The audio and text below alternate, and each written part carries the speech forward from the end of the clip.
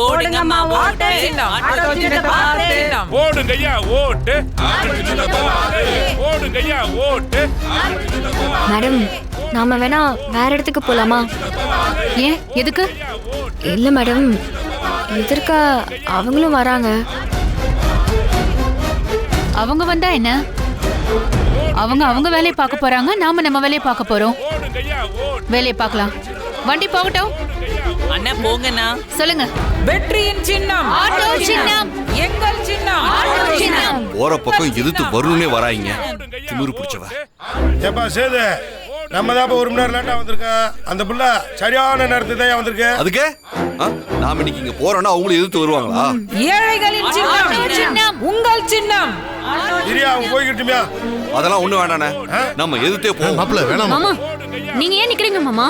வாங்க நம்ம போலாம். ஆமா ஆமா, ஆரம்பிக்கலாம். அண்ணா போலாம். அண்ணா போங்கண்ணா. நமது சின்னம் ஓட்டு ஹலோ, போடுங்க. ஏப்பா மைக் வேலை செய்ய தமிழ் மாட்டீங்களாப்பா? செல்வியின் சின்னம் லட்சுமி அம்மாவின் ஆதரவு பெற்ற சின்னம் போடுங்கய்யா ஓட்டு. போடுங்கய்யா ஓட்டு. போடுங்கய்யா ஓட்டு. தாய்மார்களின் சின்னம் வெற்றியின் சின்னம், நமது சின்னம், மக்களின் சின்னம். நமது சின்னம் தாய்மார்களின் சின்னம். தாய்மார்களின் சின்னம் வெற்றியின் சின்னம். தாய்மார்களின் சின்னம் வெற்றியின் சின்னம். நமது சின்னம் தாய்மார்களின் சின்னம் வெற்றியின் சின்னம். நமது சின்னம் தாய்மார்களின் சின்னம் வெற்றியின் சின்னம். நமது சின்னம் தாய்மார்களின் சின்னம் வெற்றியின் சின்னம். நமது சின்னம் நமது சின்னம் ஆப்பிள் சின்னம். நமது சின்னம். மாப்பிள்ள, என்ன மாப்பிள்ள? மாமா, நீங்க தேவையில்லாம கோவப்படாதீங்க மாமா. வெற்றி நமக்கு தான். ஆட்டோலாம் ஓடாது, ஆப்பிள் தான் ஜெயிக்கும். ஆமா மாமா, ஆட்டோலாம் நீங்க ஜெயிக்காது. எதுக்கும் கவலைப்படாதீங்க, நம்ம தான் ஜெயிப்போம். நமது சின்னம். சின்னத்துக்கு ஓட்டு நமது போடுங்க. சின்னம். எல்லாரும் ஆப்பிள் சின்னத்துக்கு ஓட்டு போடுங்க. வெற்றியின் சின்னம் ஆட்டோ சின்னம். நமது சின்னம் ஆட்டோ சின்னம். வெற்றியின் சின்னம் ஆட்டோ சின்னம். லட்சுமி அம்மாவின் ஆதரவு பெற்ற சின்னம் ஆட்டோ சின்னம். ஏழைகளின் சின்னம் ஆட்டோ சின்னம். உழைப்பாளிகளின் சின்னம்.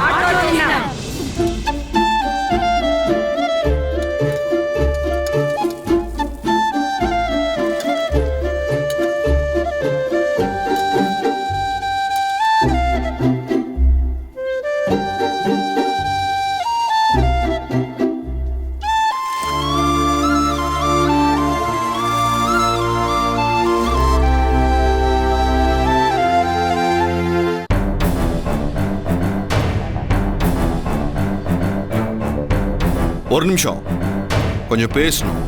ஆமா, நன்றிங்கிற வார்த்தைக்கு உனக்கெல்லாம் அர்த்தம் தெரியுமா? என் வாழ்க்கையில உன்ன மாதிரி ஒரு நன்றி கெட்டவள நான் பார்த்ததே இல்ல. என்ன பழிச்சு பேசணும்னு சொல்லி வந்துட்டீங்க, அதான் நான் எதிர்த்து பேசி என் எனர்ஜியை வேஸ்ட் பண்ண விரும்பல. உங்களுக்கு என்ன பேசணும்னு தோணுதோ பேசிக்கோங்க. ஏய், என்னமோ ரொம்ப புத்திசாலித்தனமா பேசுறதா நினைப்பா? டேய், நீ என் வீட்டுக்கு வந்ததும் உனக்கு நான் எம்புட்டு நல்லது பண்ணிருப்பேன். நீ படிக்கணும்னு ஆசைப்பட்டப்ப என் அப்பாவோட எதிர்ப்பெல்லாம் மீறி உன்னை ரகசியமா கூட்டிட்டு போய் படிக்க வச்சது நானு. உன்னை பரீட்சை எழுத வச்சது நானு. நீ டாக்டருக்கு படிக்கணும்னு சொன்னப்ப அதுக்கும் உனக்கு உதவி பண்ணது நானும் என் அப்பா தாவும். அப்படி இருக்கிறப்ப ஊரு முழுக்க 18 வயசு குழந்தைகளா கல்யாணம் பண்றாங்க. கல்யாணத்துக்கு அப்புறம் படிக்க விட மாட்டேங்கிறாங்க. அதுலயும் முக்கியமா என்னமோ சொன்னீங்க, என்னமோ சொன்ன, என்ன சொன்ன? வரதட்சணை கேட்டு கொடுமைப்படுத்துறாங்களா? உனக்கு 100 பவுன் நகையை கொடுத்து உன்னை நான் கல்யாணம் பண்ணிட்டு வந்தேன். உனக்கெல்லாம் எப்படிதான் இந்த மாதிரி எல்லாம் எங்க மேல பழிய போட்டு பேசுறதுக்கு மனசு வருதுன்னு தெரியல.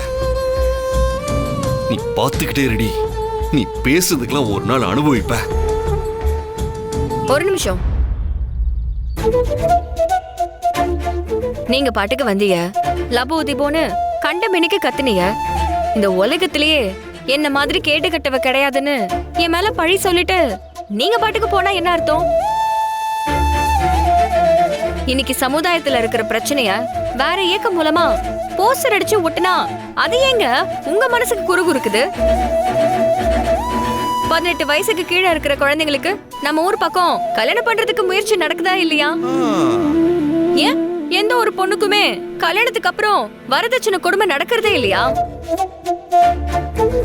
கல்யாணத்துக்கு அப்புறம் படிக்க கூடாது, வேலைக்கு போக கூடாது, அடுப்படையிலே இருக்கணும்னு சொல்லி எந்த பொண்ணையும் யாரும் சொல்றது இல்லையா?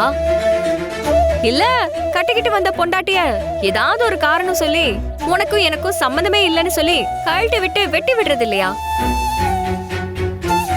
இதெல்லாம் இந்த சமுதாயத்துல நடக்கதானே செய்யுது. அதெல்லாம் எதிர்த்து போராடணுங்கிறதுக்காக தான் நாங்க போஸ்டர் ஒட்டணுமே தவிர தனிப்பட்ட முறையில உங்க குடும்பத்தை குறை சொல்லணும்னு நாங்க ஒண்ணு போஸ்டர் ஒட்டல. வீணா தேவையில்லாம கற்பனை பண்ணிக்காதீங்க. நான் அப்படிதான் சொல்லுவேன். நீ யாரு, என்ன ஏது, எப்படி இப்படி டைப்பா பேசுவான்லாம் எனக்கு தெரியுமா? நீ என்ன பண்ணுனாலும் சரி, உன்னால ஒன்னும் பண்ண முடியாத. இந்த அரசியல்ல நீ ஒரு பப்பாடி. நாங்க எத்தனையோ வருஷம் பழந்துன்னு கொட்டைய போட்டவங்க, வெற்றி கொடிய நாட்டினவங்க. எங்க ஜெயிப்ப யாரும் தடுக்க முடியாத. அத எலெக்ஷன் அன்னைக்கு மக்கள் முடிவு பண்ணட்டும். பார்க்கலாமா? பார்க்கலாம். பார்த்துக்கிட்டே இரு. உன் கண்ணு முன்னாடி நான் 50,000 ஓட்டு வித்தியாசத்துல ஜெயிக்கல. பார்த்துக்கிட்டே இரு.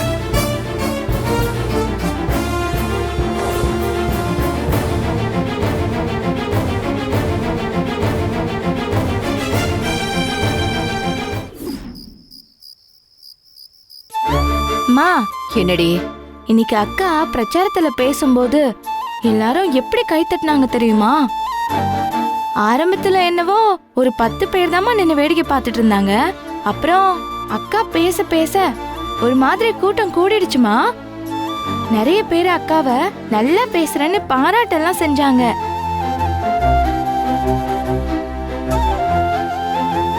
மா, நான் எவ்வளவு சந்தோஷமான விஷயம் சொல்லிட்டு இருக்கேன், நீ எதுவுமே சொல்லாம இப்படி அமைதியா இருந்தா என்னமா அர்த்தம்? எதை நினைச்சு நீ சந்தோஷப்பட சொல்ற? உங்க அக்கா தேர்தல்ல நிக்கிறா, அவ பிரச்சாரத்துல பேசுறத கேட்டு எல்லாரும் சேர்ந்து கை தட்டுறாங்க. இதெல்லாம் பார்த்து என்ன சந்தோஷப்பட சொல்றியா? என்னம்மா இப்படி சொல்ற? ஏய், உங்க அக்கா எதிர்த்து நிக்கிறது யாரடி? உங்க மாமாவ, உன் அக்காவோட வீட்டுக்காரர, இந்த வீட்டோட மருமவன. இதெல்லாம் நமக்கு தேவையாடி?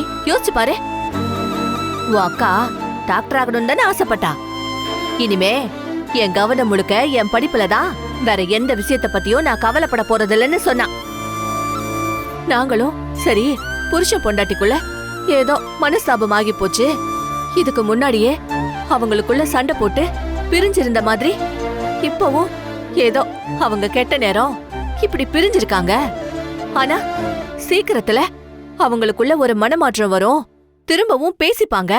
இல்ல புள்ள பிறந்ததுக்கு அப்புறமா புள்ளைய பாக்கணும்னு மாப்பிள்ள நம்ம வீட்டுக்கு வருவாரு. அப்படி வந்து பேசுறப்ப கொள்றப்ப ஏதாவது ஒரு நல்லது நடக்கும்னு நான் நினைச்சுக்கிட்டு இருந்தேன்.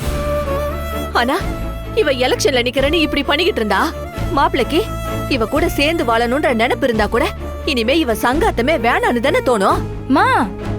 மாமா தான் முழுசா என்னை எதிர்த்து எலெக்ஷன்ல நின்னு ஜெயிச்சு காட்டுன்னு சவால் விட்டாராமே. அதுக்குன்னு அந்த சவாலை ஏத்துக்கிட்டு இவ எலெக்ஷன்ல போய் நிப்பாளா? நம்ம குடும்பத்துக்கு எதுக்குடி அரசியல்லாம்? அம்மா, நான் என்ன இருந்தாலும் என் அக்காக்கு தான் சப்போர்ட் பண்ணுவேன்.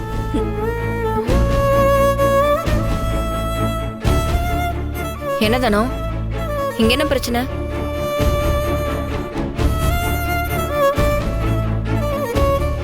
ஓ, மருமகனுக்கு சப்போர்ட் பண்ணி பேசிக்கிட்டு இருக்காங்களா?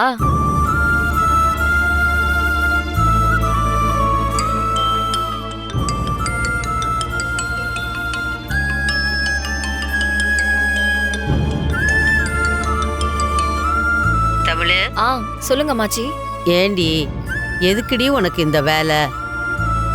தேர்தல்ல அவனை எதிர்த்து நிக்கிறேன்னு சொல்லி ஏண்டி இப்படியெல்லாம் பண்ணிக்கிட்டு இருக்க? 2 பேர்ல யாராவது ஒருத்தர் விட்டு கொடுத்தாதாண்டி கல்யாண வாழ்க்கை இனிக்கும். அதை விட்டுட்டு நீயா நானான்னு இப்படி 24 மணி நேரமும் போட்டி போட்டுக்கிட்டு இருந்தா நாங்க எப்படி நிம்மதியா இருக்க முடியும்? அம்மாச்சி, இனி விட்டு கொடுக்கலாம் வேண்டாம், மொத்தமா விட்டுலான்னு முடிவு பண்ணிட்டேன்.